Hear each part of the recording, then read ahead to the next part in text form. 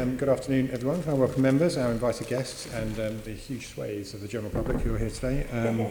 So today's meeting of the Budget Monitoring Subcommittee, the main item of which is going to be discussion of key issues arising from Q1 and the functional body reports. Item 2 is declarations of interest. Sorry, I beg your pardon. I skipped over item 1, which is apologies for absence. We don't have any. Everyone is present and correct. Item 2 is declaration of interest. Members, can we note the declarations on the agenda, and do you have any further that you need to disclose? Thank you. Minutes. Can we note the minutes of the meeting on the 12th of June? Noted. Thank you. Summary list of actions. Can we note the report? Item 5 is the Q1 2019-20 GLA monitoring reports. Can we note the report? Noted. So item 6, which is the main item of business today, is the first quarter of 2019-20 review.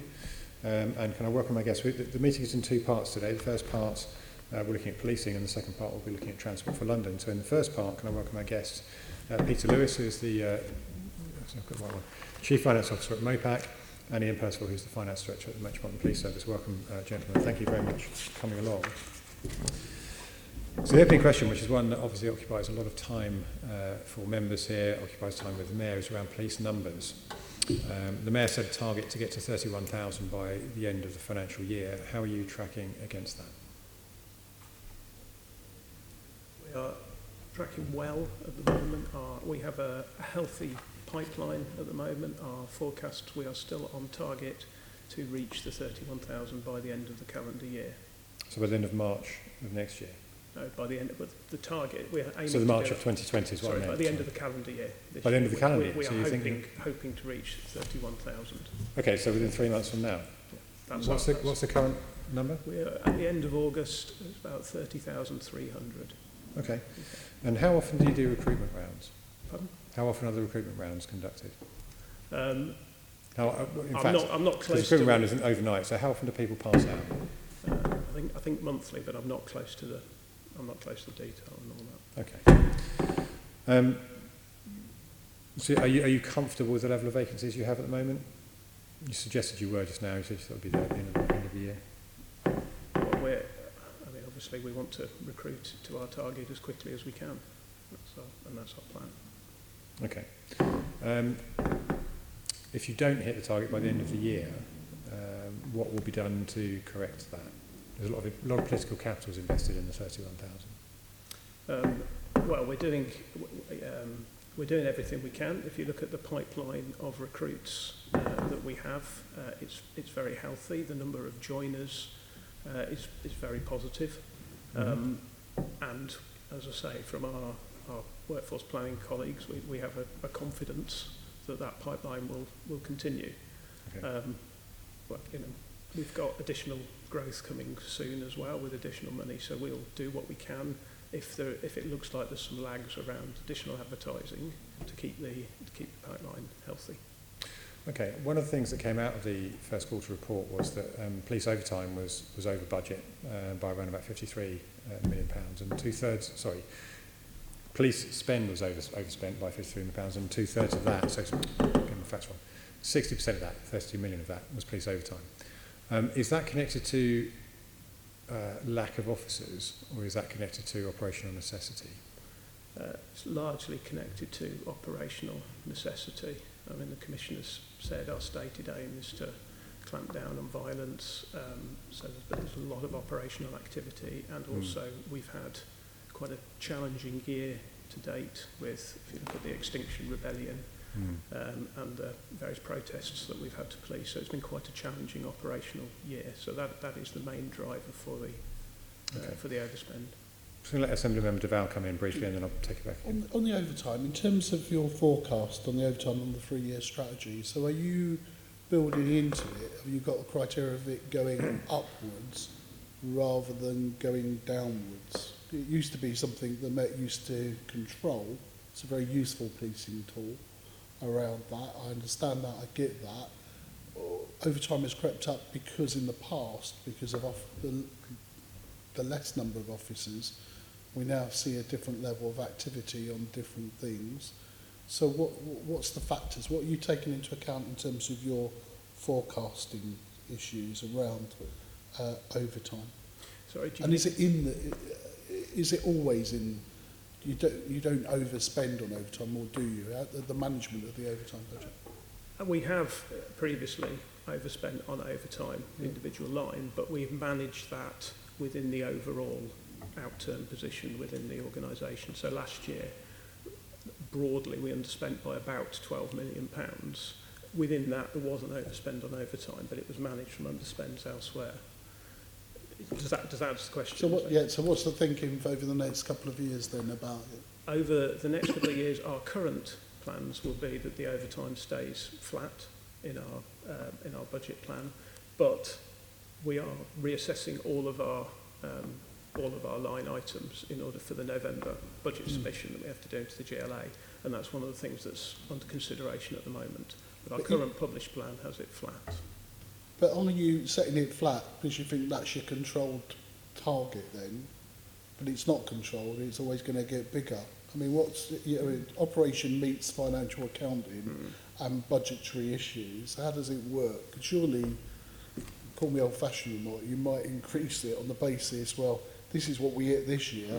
Oh, and by next year, we've got in our forward plan, we've got X visits by dignitaries, X lot coming on.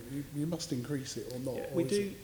We are revisiting it in the current planning work that we're doing at the moment. So we are looking at it, and there are a number of factors to take into account. And as I said, this year has been quite busy, and we do look at what's upcoming. Okay. I think if I may, just worth making a point that within that overspend on overtime, there is some money that we'll claim back from the Home Office through special grants. And some of it is within the counter-terrorism protective security area, which we will aim that will be managed within the overall counter-terrorism position. So whilst we present it gross, and that is a 30 million odd overtime, there is a tune of about 15 or so million that we hope would be claimed back. Thank you. Looking forward, from an estimates point of view, when you're doing your budgeting around police officers and police pay in particular, how much do you estimate the cost of an average individual police officer? The average police constable is around about £59,000. Okay. The government have made recently, I think last week, the Chancellor made the pledge of 20,000 additional police officers across the country. How many is the Met? I know what the Met ask is. Actually, I'm asking you to contradict what the Met ask is, but how much are you expecting? How many police officers are you expecting to come through from that? Well, as you know, the Commissioner has asked for 5,000 to 6,000 of that. Our working assumption on the moment is that that's what we'll get, and therefore our working assumption is 25 to 30% of the funding that's made available. Okay. And how quickly do you think they will feed through? It's difficult. Obviously, we can't predict the future, but based on advice we get at the moment, as I say, the pipeline for our officers is healthy. So we are now seeing some recruitment. We've got to be mindful that the recruitment is national. Therefore, at the moment, I think we're probably the only force recruiting at the level of the volumes that we are. Once this becomes national, then all forces will be recruiting, so that inevitably there will be lots of people trying to recruit police officers, but we're confident that we'll do everything we can, best we can, to secure 5,000 to 6,000 officers of the overall. How easy does the Met find it to recruit? So, I mean, my background was when I used to chair the fire authority, and every time the fire brigade went out to recruit, they would be vastly oversubscribed. They might be looking for, say, 300 new firefighters, and they'd get something like 9,000 applicants. So they'd always fill, not always, but 9 times out of 10 they'd fill every position. For the Met, I mean, is it a question of, do you get a very large supply of people? Is it a popular job that people want to do, or is it more challenging? Well, I guess it's not an area that I'm an expert on, I have to say, but based on the advice or the information that we've been given at the moment, we are finding lots of people wanting to join. Our applications are higher than they have been for some time, and our pipeline and recruits are sufficient to give us the numbers that we have budgeted for over the next few months. So that, which would suggest it's a job that people are wanting to do now. Because the Met's roughly, the Met on its own makes up around about a quarter of the UK's policing establishment, doesn't it? Mm-hmm. And if you apply that ratio strictly, then the 5,000 out of the 20,000 is a perfectly reasonable ask. The key, though, and for us on this side of the table particularly, is recruiting these people as quickly as possible so they can make a difference in the city as quickly as possible. How much do you know about how the Met would change the recruitment strategy to make that happen? Because the run rate at the moment, you've suggested that there'll be 700 police officers net recruited between now and the end of the year, so 3 months. It would have to increase quite a bit, wouldn't it? And this is over and above people leaving for retirement and other reasons, in order to get that throughput as quickly as possible. Is that fair? Yes, yeah. But you're not personally yeah. the right person to ask. I mean, this is something we can ask a bit later on, I think, with other colleagues. Because the government have released £750 million this year, which on the costing that you have just suggested would be equates to around about 12,500 police officers of the 20 that they've talked about. So a fair chunk. If it's not time limited, that money, then it can be spread over time. But if it has to be done within this financial year, then that implies that needs to be spent and new recruits need to be in place by the end of the financial year, doesn't it? I think the government, sorry, I may have misheard you, the government's allocating 45 million this year and then set up 750 million next year. Okay. Yeah, and our aim, subject to when we get the details, is that about 500 of those will come to the Met. Okay, no, that's fine. That's what I was going to, so that's quite helpful. Where do you expect to place them? Sorry? Where would they be randomly assigned, or are they going to be assigned to specific parts of London? Or again, is this a question that's not directly... I'm afraid it's not. I mean, it'll be for the board. Okay, the board this is going to be a police and crime committee type question. I'll ask the final question and then I'll pass over to Assemblymember Arnold. So what number of officers are you expecting to be using for your next budget and the business plan for 22-23? Well, so our current... Before we get into, if I can, before we get into the additional growth that's just been announced, our working assumption was that we maintain 31,000 police officers for the next couple of years. Right. We now need to make some assumptions about the additional funding. Mm-hmm. The government announcement said that by the end of March 21 there will be up to 6,000 officers recruited nationally. So repeat myself, Commissioners asked for 5,000 to 6,000 of that. So we'll be working on the assumption of between 25 and 30% of those. Our planning assumption, and we'll state clearly in our budget what the assumptions are, but that will be our planning assumption. So fair to say probably around about 32,500. That would be, yeah, the maths would suggest that by the end of the year. Okay. Assemblymember Arnold. Yes, thanks, Chair. And just confirm for me, when we talk about the 31,000 officers, is that inclusive of constables, special units, all the way, including the Commissioner? Yes. So at the end, it would be across all ranks, Yes. the 31,000. So the vacancies that you're talking about filling then and recruiting into, is it just constable vacancies? Well, initially, obviously, the recruits are constables, but there are vacancies. There will be vacancies across the ranks, and we'll have to, once we bring people in as constables, there will be promotions that follow that. Yeah.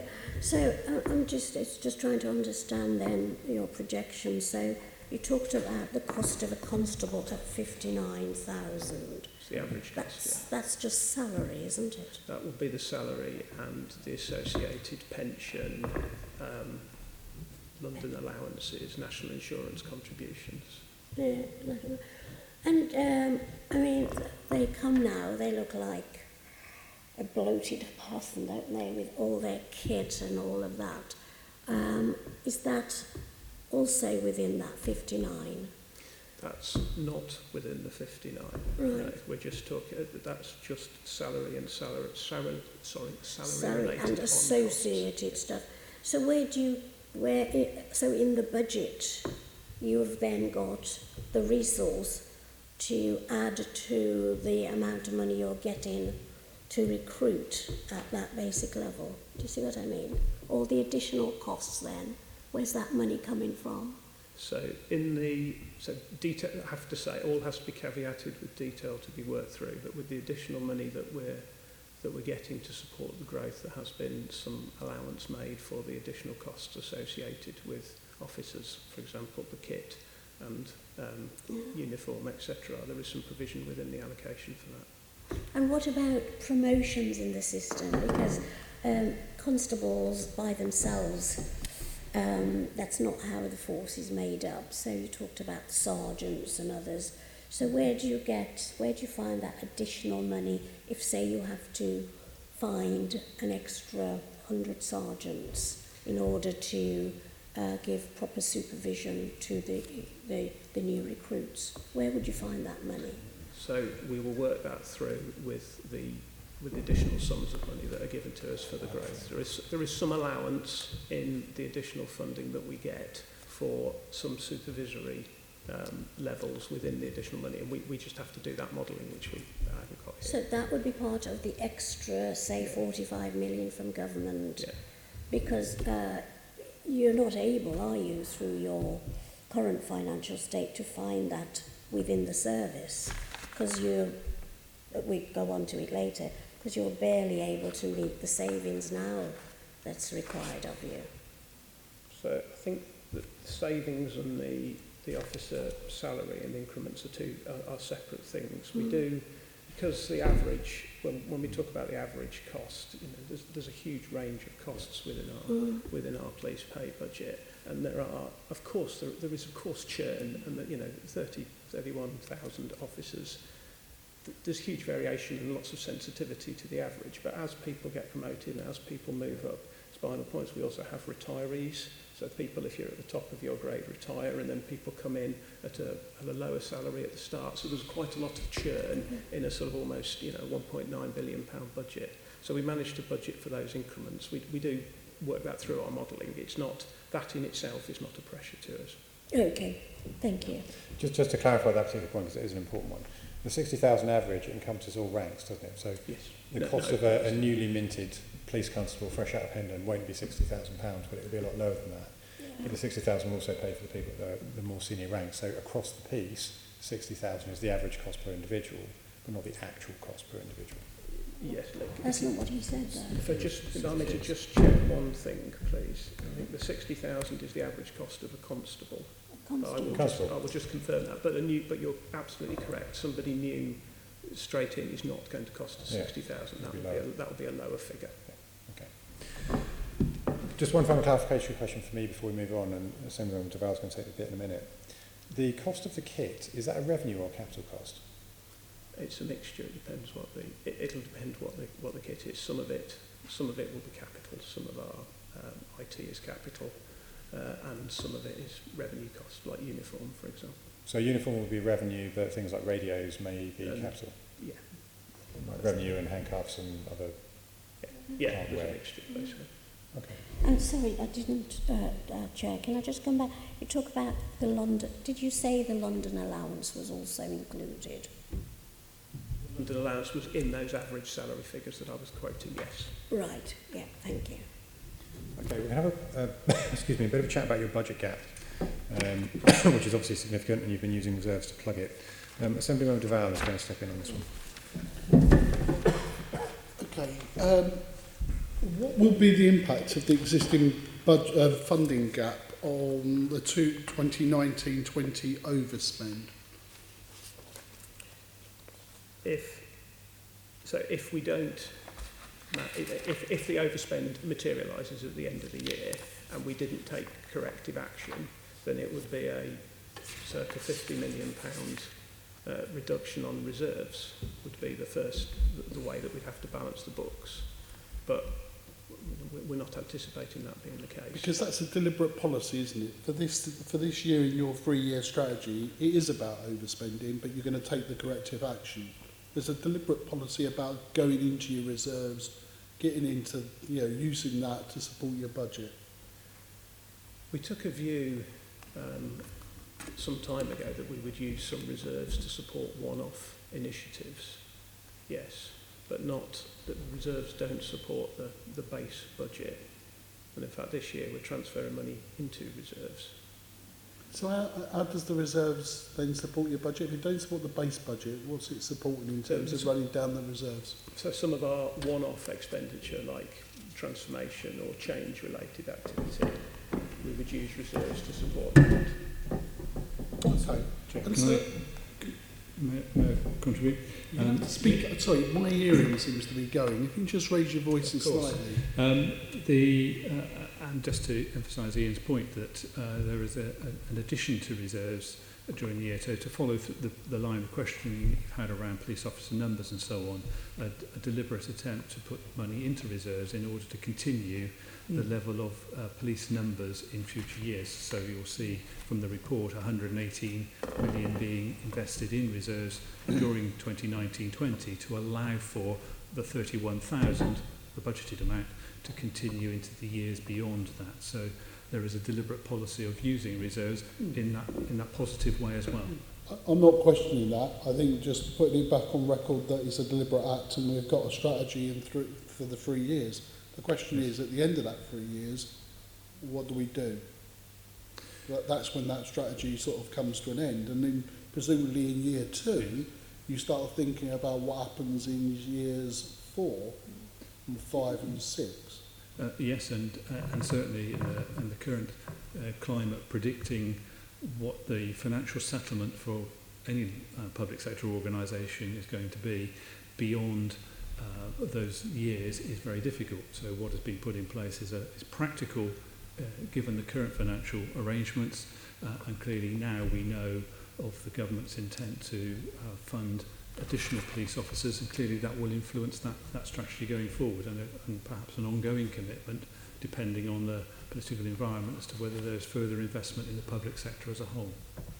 So just go back to the original one. So we are working on the assumption that with the government announcement and in terms of our existing strategy, that we're going to go beyond the 31,000 officers. Now, so at the time the budget was set, the 31,000 was the budgeted amount, and that was be sustained. Clearly now we have new information that would suggest we will go significantly beyond the 31,000, and clearly the Mayor will be working with the Met Police to make sure that happens. Well, maybe, Chair, that's something we should follow up with the plenary when we have the Commissioner about that policy announcement and those issues, because obviously there are additional costs, and it goes to the heart of the question of what the Chair had said of where they're allocated and what they do and where do you put them, as the case may well be asked in that sense in terms of the estate. So just tell us in terms of the, I come from a sort of traditional local government background, always about the use of reserves. I think it's quite right. You use those to support the budget. But what's the strategy? Just remind us the strategy of the declining use of the reserves. What was it? I'm not sure what the percentage is now of what the level of reserves you have. If we continue with the strategy, the planned strategy, they're going to be fairly low, but you think it's all manageable and containable. What's the percentage that where you think you'll be at the end of by year 3? So the general reserve is around 2%, so that's at £46 million. Yep. That's been in place for quite a period of time and is intended to be in place. There are no plans to draw upon that. We draw upon advice from, for example, from our external auditors who've commented that those reserves are at a relatively low level, but not an inappropriate level. So we draw upon comfort from that, and clearly we use our professional judgment to ensure that there is a sustainable level. I think at a time when funding is under significant pressure, as it has been for a number of years, to put money into reserves is a difficult issue to justify at the time that efficiencies and savings are being made elsewhere. Okay. And it's all predicated that you are making those savings elsewhere, isn't it? So tell me about, on your forecast, and I know only Q1 represents just a little snapshot of where we are, On your forecast of savings, how confident are you that you can deliver the savings required for the budget's 2020/21 and then on to 22/23? Well, clearly the plan is still being formulated, so there's an element of savings for those years that have been identified, and I think the track record of delivery of savings, 850 million over recent years, shows that the police has been successful in doing so. Clearly more effort needs to be done to deliver even more over the future. What we don't know is the impact of the announcement that we've just been talking about, the 750, and how that will affect the future requirement of savings. And you would have seen in the medium-term plan, as was set previously, there was 50 million of savings not yet identified for the next financial year and a further 50 million for the year afterwards. Clearly, we will be revising over this autumn period the full medium-term financial strategy and taking account of the better information that we know. Okay, well, we might need to return to that as well, because you're essentially a people-based organisation, and that's where the most of that.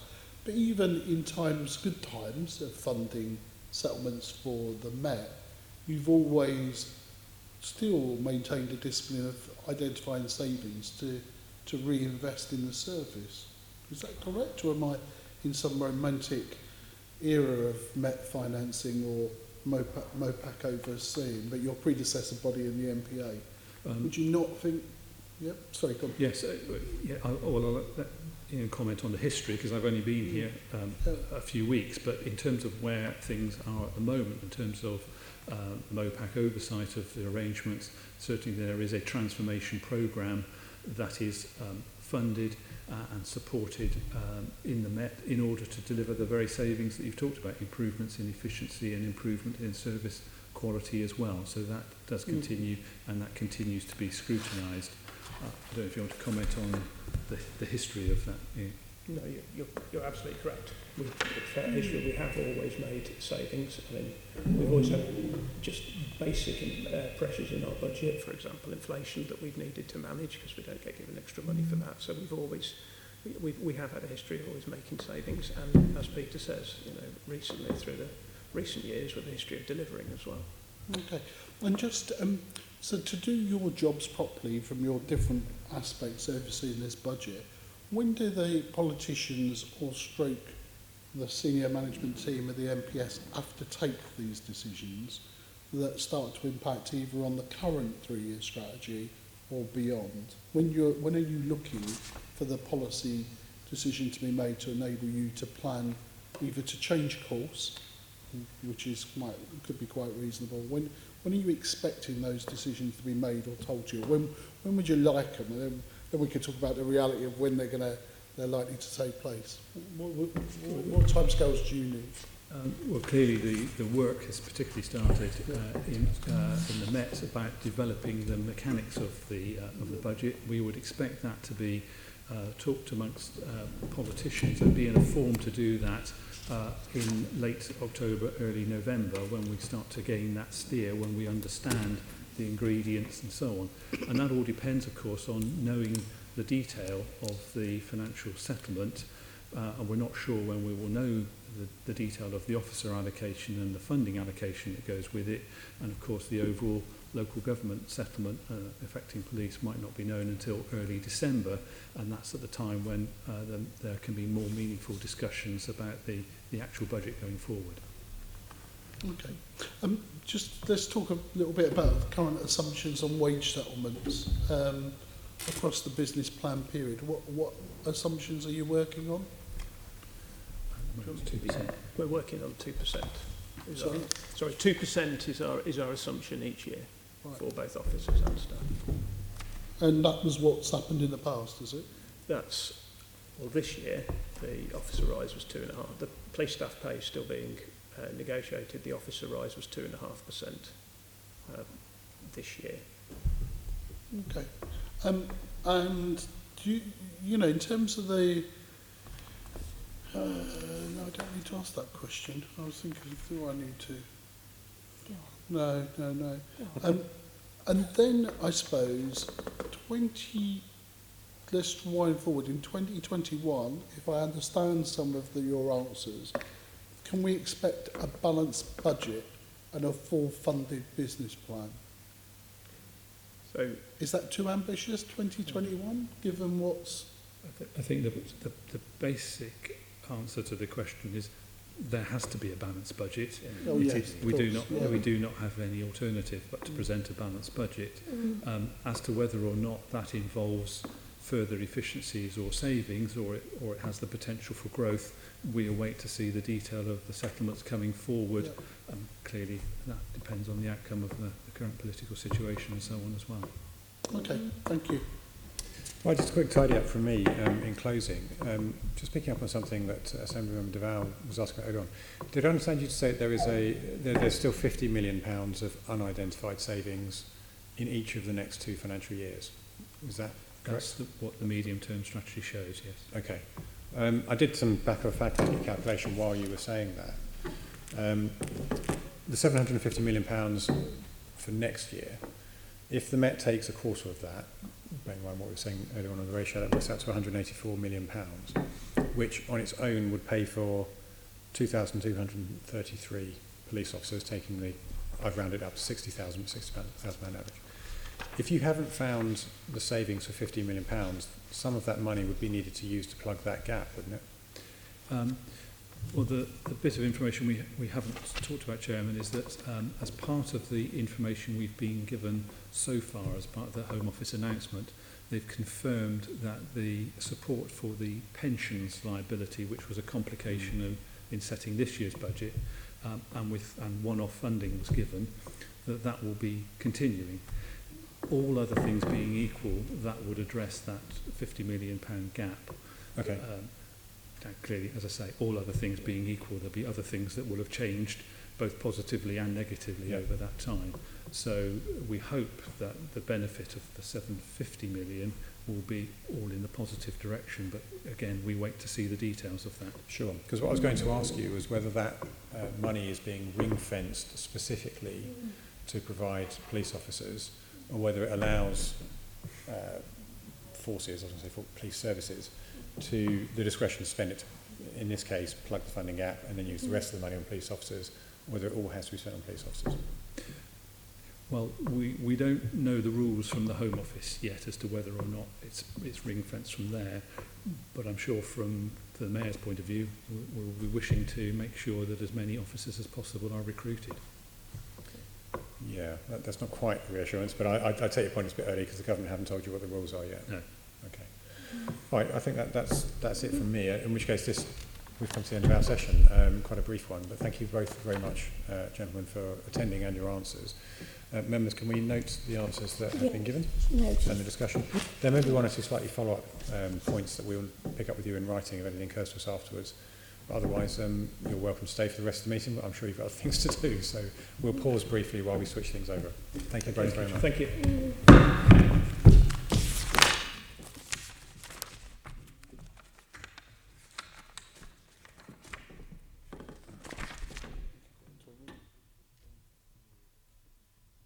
GLA Chamber Sound. GLA Chamber Sound. GLA Chamber Sound. GLA Chamber Sound. GLA Chamber Sound. GLA Chamber Sound. GLA Chamber Sound. GLA Chamber Sound. GLA Chamber Sound. GLA Chamber Sound. GLA Chamber Sound. GLA Chamber Sound. GLA Chamber Sound. GLA, Chamber, Sound. Okay, welcome back everybody. Section 2, we're going to be talking to Transport for London, so we'd like to welcome back Patrick Doig, who's the Divisional Finance Director at Surface Transport, Transport for London, and Oana Ford-McNicol, who is the Head of Financial Planning at Transport for London. Welcome to both of you. We're going to start by talking about the operating account, and Assemblyman Arnold is going to lead off on that one. Yes, thank you, and welcome.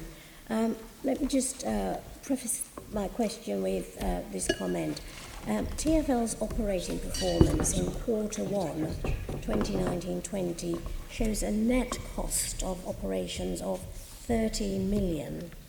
Now, it's our understanding this is 136 million lower than anticipated in the budget. Now, can you start by telling us what are the key drivers behind this higher than expected income level? Sure. So I'll start, and Patrick, please jump in if I leave anything out. So as we set out in our quarterly financial performance report, we started the year with really good performance. Our operating income was 29 million better than budget, which is very much driven by better than expected demand, mainly in London Underground.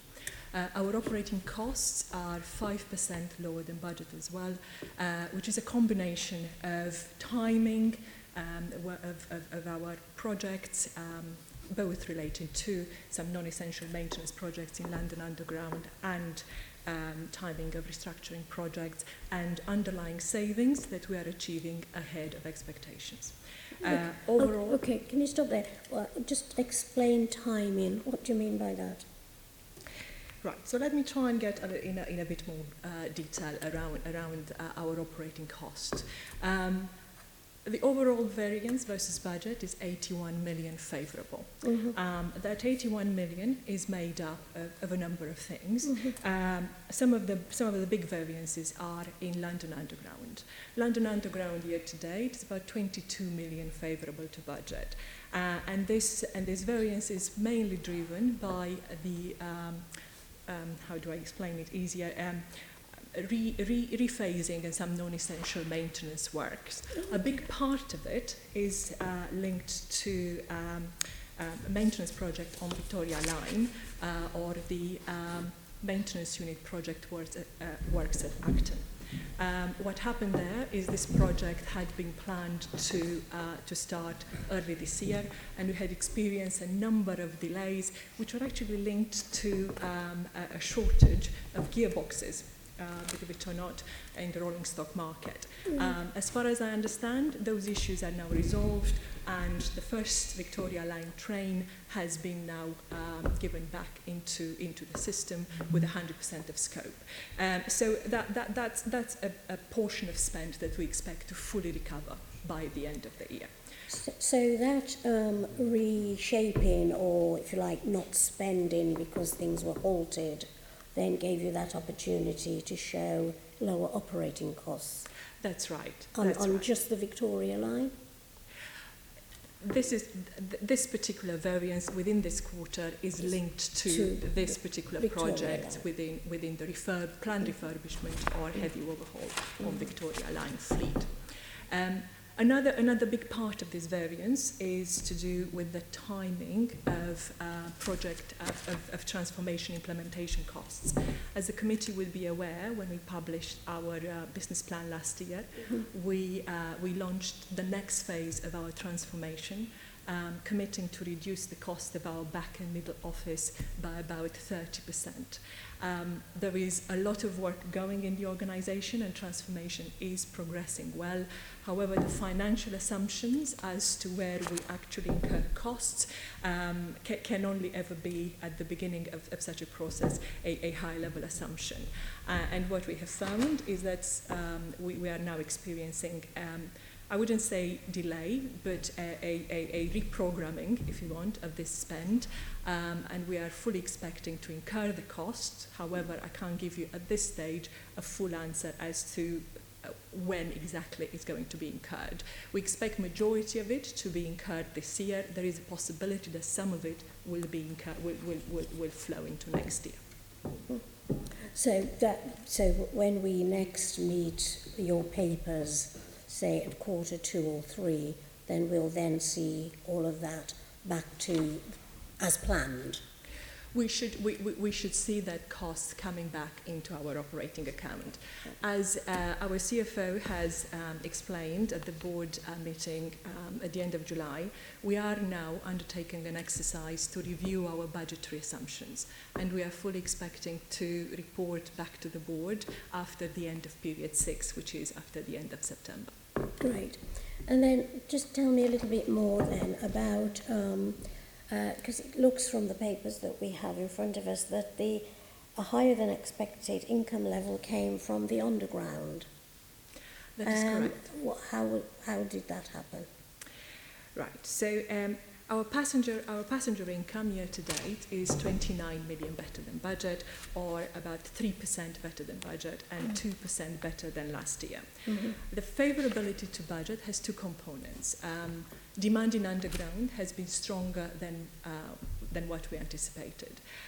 Again, going back to a bit of context, remember when we published our budget last year in March, we took a set of cautious assumptions, having planned on the assumption that the UK will leave European Union at the end of March. So therefore, we're expecting a degree of softness in our demand assumptions and passenger journeys. Demand on the underground had been declining in 2017 and for the best part of 2018. We have seen journeys on underground started to grow about Q3, Q4 in 2018. So when we wrote our budget for 1920, we decided we didn't have enough information to bake in that favourability, and in the context of the real uncertain economic environment we're operating, we perhaps took a cautious assumption. So that is one part of that favourability.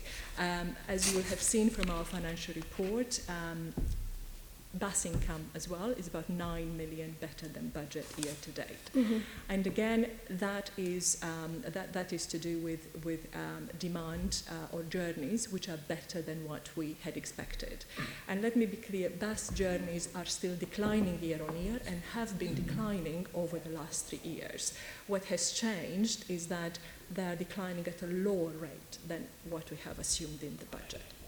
Now, how these trends will translate into, say, Q2 and our full year. That was my next question. Again, it is something that we are reviewing as part of our review of budgetary assumption, and we will be in a position to update you of a refresh view at the end of November when we publish our business plan.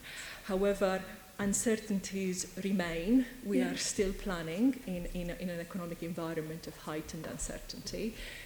We still have a 6-month window for the opening of Elizabeth Line. So again, it is uncertain at this stage what will be the extent of that revenue loss on Elizabeth Line finally. So therefore, we must remain cautious, and we must maintain the level of financial discipline that we have maintained so far. Yeah, and what is the talk in terms of the organisation about this uptake on the London Underground? Because a recent report, when Londoners were interviewed, talked about it being overcrowded, uncomfortable, in some instances the worst place to be, which doesn't give you a sort of picture of a place people are rushing to. So is there any sort of feel? Is it inner, outer? It's a really interesting question, and we have done a lot of research and a lot of analysis as to our demand trends, and as the committee will know, it's really not an exact science. What we are seeing though is strong demand, mainly led by terminus points. So it looks like commuter journeys into London have increased, and that correlates with what we're seeing with the strength of jobs, particularly in central London. Now, Again, I would sort of a note of caution. September historically is the month when demand trends tend to reset. We have seen last year, demand trends in underground actually resetting last year on the positive. It's hard to tell whether this trend will continue at this existing pace, or we are going to start seeing some softness. Again, difficult to tell, but for now we're cautiously optimistic. Thank you. Over to you, Chair. Thank you very much, Senator Arnold. Right, so we're going to move on and talk about the capital account. I don't know who would be best placed to answer that, Patrick, whether it be you or whether it be Oana again. Yeah. But we've seen capital expenditure. This is a bit of a theme, often with Transport Fund. It tends to track behind delivery. So your budget your delivery of capital is tracking behind the budget you have established. Why is that? Why does that happen so often? Again, I'll start, and maybe Patrick can help me with some examples on surface. As you've heard from our colleagues earlier, I think in June when we discussed the investment programme in detail, in order to understand the performance versus budget on capital in particular, we really need to unpack the investment programme a bit. So I'll try to do that for you today. Year to date, in quarter one, we were 93 million below budget. About 50% of that favourability is in our major projects. Now, across the board within our major projects, we have reported savings. And actually, this favourability that we are reporting is driven by good news. We are still committed to fully delivering our strategic Tier 1 and 2 milestones, albeit we accept there has been some slippage on the operational milestones. As the committee will be aware as well, these big infrastructure projects like Ford-LM, like Northern Line, include a provision for risk. And when these projects are at the early stages, it could be as big as 10 to 20% of the total cost of the project. As projects mature and go through their different stages and the key milestones, the risk profile changes. Now, our big infrastructure projects, 4LM is 83% complete from a cost perspective. Northern Line extension is 66% complete from a cost perspective. And actually, Northern Line has now achieved a number of key milestones early. What that has allowed us to do is to reprofile our risk provision and actually release a big amount towards our estimated final cost. Can I ask you to pause just there, just to make sure I've understood what you said Yeah. to me? So part of the reason for delivery tracking behind where you thought you would be in terms of spend is because you had the element of risk that you'd built in has actually worked out quite favourably. You've not had to access the money because Correct. it hasn't been so bad. Correct. So when you get to the end of the project, you can release effectively an underspend for other Correct. projects. Is that, have I That's understood right. that correct? Yes, Okay. that's right. Yeah. Sorry, I interrupted Yeah. you saying. It works both ways. So in Northern Line, we've achieved, which is our milestones early. We've been able to release amounts that we were holding in terms of risk that we now have reason to believe and based on facts know are not going to materialize. On the four-line modernization, we know that we had some delays and that had put some pressure on the final estimated cost. As you will be aware from our investment program reports. So again, overall, within our major projects, I think we got some really good news in terms of really being able to manage out some of the risks, still online or so on track to deliver the strategic milestones, and actually at the moment there's some good news on the estimated final costs. Now, about half of the variance year to date is in our other portfolios.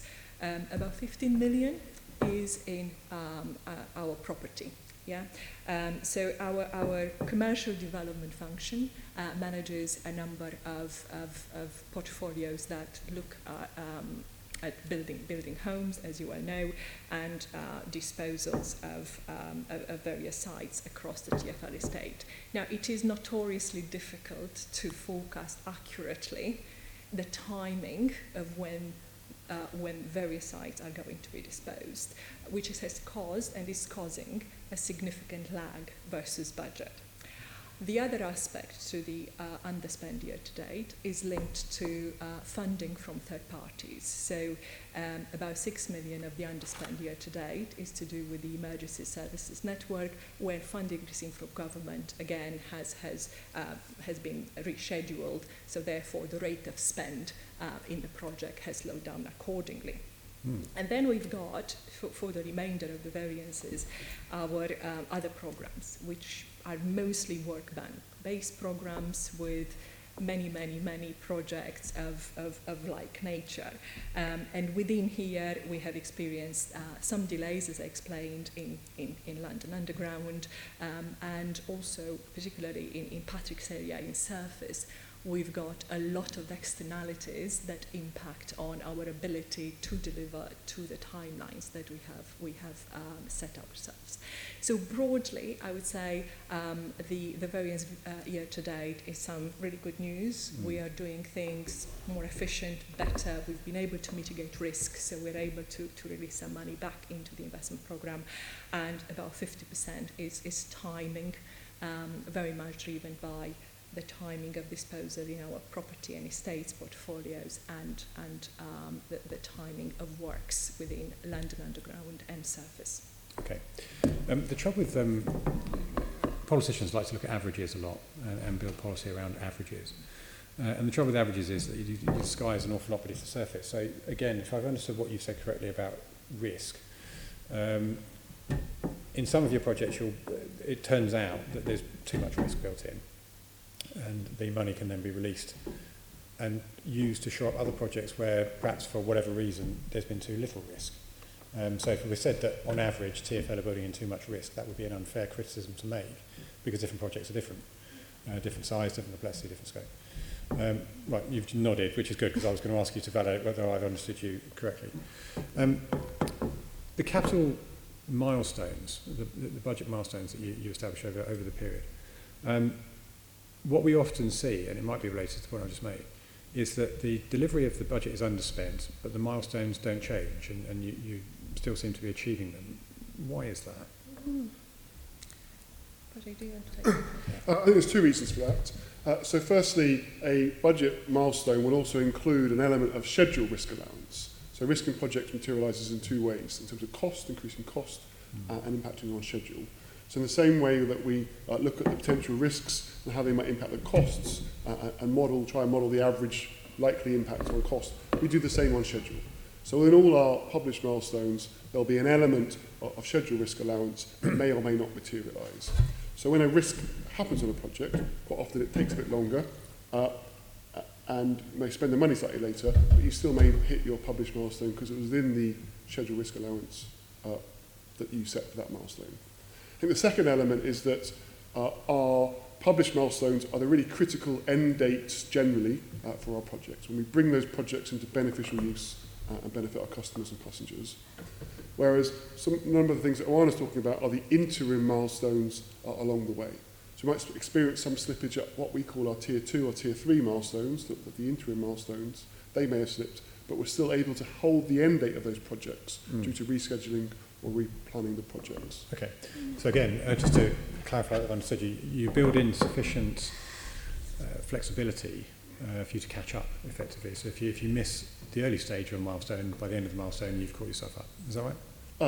We aim to. Clearly we don't want to put too much slack in the schedule, so there's not a realistic delivery profile, but the aim is to get around about, in project planning terms, a P50 approach, that 50% of the time you should have it about right. Yeah. Because I think you've correctly anticipated where I was going to go with the next one, which is, are you comfortable that you're not being over generous in terms of your scheduling and your assessment of risk? Could you be more hard-nosed about it, I suppose, is the right question, or do you think you've got it at the right level? Well, what we try and do is make sure that we're really driving the project teams with the most aggressive timescale that we possibly have. So actually any individual project team is held to account to a much more ambitious timescale than we might be putting in our budget and committing to externally. So that keeps the pressure on any individual on the project team, hopefully ensures there's no complacency in our delivery, and certainly you should have heard that from Mike and Simon about how they manage projects. So how often is that reviewed? So you've got a particular methodology that you go through, and I accept what you say about keeping people, keeping the pressure on, not letting people slack off. How often do you review individual projects, or indeed the entire approach to delivery? In terms of individual projects, there'll be a cycle of reviews for every project. So every project will have a project board, a programme board and a portfolio board, so kind of hierarchies of review. It would happen every 4 weeks. That would be the key control mechanism for our main investment programme portfolio. Clearly, most projects will have working meetings that happen even more frequently than that to keep delivery. And then at a quarterly level, we go through the whole portfolio as part of our quarterly business reviews that ultimately accumulates with Mike Brown and Simon Kindleback, and then the board in the form of the projects. So the Programmes and Investment Subcommittee review the overall programme on a quarterly basis. In terms of methodology, we will, the last major refresh of our overall methodology was probably about 3 or 4 years back when we started to bring together our major projects directorate. But we do monitor it and make some minor refinements on an ongoing basis to our programme methodology. Okay. And looking forward to, you refresh the business plan frequently, in my experience, and looking at your budget going forward. Constantly in the public sector over the last 10 more years, squeezing more out of existing resources is a constant theme. Do you think that you're able to drive more value out of the process than you have at the moment, or do you think you're at the right level? Yeah. Well, look, the obvious answer is that we should always aim to be better and leaner and more efficient. And actually, if you look back at our performance over the last 3 years, back in 15-16, we were making a deficit of £800 million, including a general grant of 650. So overall, actually, excluding the impact of the general grant, we're making a deficit of 1.5 billion. Last year, we made a deficit of 400 million pounds. So that should sort of be testament of how well we've been able historically to drive efficiencies and doing things better. Equally, I think in the investment programme, there's been an incredible amount of work to try and really understand the root cause of underspend by type of project. And I know that the divisional boards, the investment programme boards, are continuously looking at how we are evolving that methodology. And I think David Hughes, when he was in front of you here in July, talked about it's important to actually do things well rather than do them in a hurry. So I think the answer would be absolutely yes, and we are looking over the next 3 to 4 years to start actually being a bit more agile and take a more network-wide approach, particularly to projects that are lending themselves to a work bank. So we are able to flex projects, bring projects forward and backwards a little bit easier when as life happens, things don't happen as we perhaps forecasted them to happen. Okay, thank you. Right, the final section, which won't take too long, I don't think, is talking about the spending review, and Assemblymember DeVal is going to speak that. Can we just talk about the impacts of the spending review last year? We know it was only for 1 year, but what do you think, was there any impact in terms of the announcement for TfL's business plan? So the short answer for us is no. Our core funding remain unchanged for next year. However, what this spending review round hadn't answered for us is that long-term certainty of funding that we've been asking for, and we've been hoping that we are going to sort of resolve as part of this year's comprehensive spending review.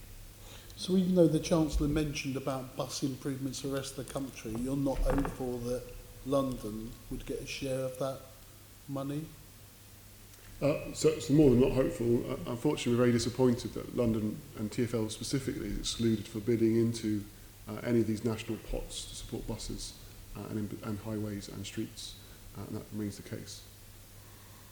Right, okay. It's pretty clear. There's not really much follow-up on that. I think you told us this before.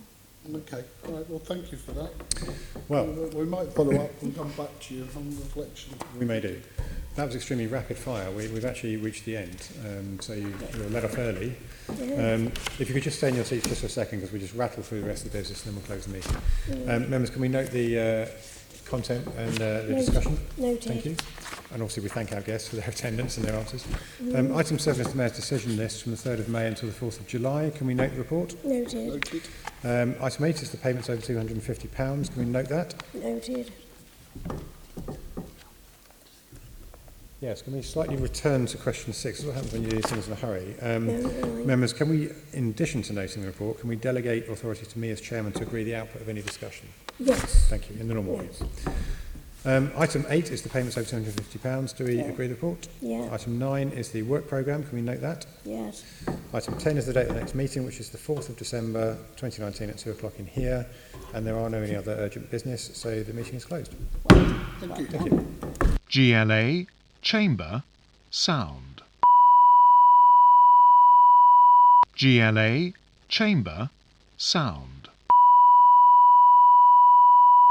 GLA, Chamber, Sound.